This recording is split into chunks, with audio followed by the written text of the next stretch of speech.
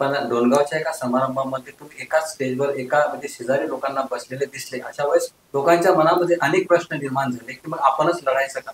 अशा वेळेस तुम्ही जनतेला काय सांगाल? नाही, खास करून त्या दिवसाचा जो किस्सा झाला तो काही तसा असा तो योगायोग झालाय.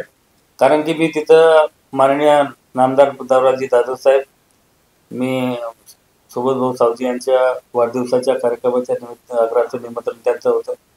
बऱ्याच वेळा आम्हाला फोनवर त्यांनी तरी यावंच लागेल. माझा हा कौटुंबिक म्हणजे एक पारिवारिक कार्यक्रम आहे, त्यासाठी सर्व पक्षीय लोकांचं निमंत्रण त्या ठिकाणी होतं. त्यांनाही निमंत्रण दिलं होतं.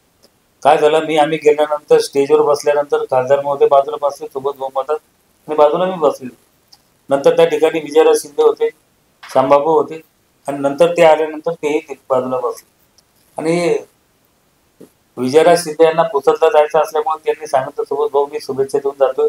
मग ते उठले, भाषण केलं, शुभेच्छा दिले, ते निघून गेले. नंतर श्यामबाबूचं नाव सांगितलं, ते भाषणाला उठले आणि ते थोडे माझ्याकडे सरकले.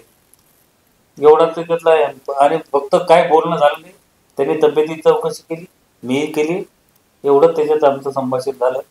तसं काही म्हणजे आता शेजारी येऊन बसल्यानंतर तर कुठलाही माणूस आता शेजारी बसल्यानंतर तो 2 शब्द बोलतो. नेते यांच्या 80व्या जन्मदिवशी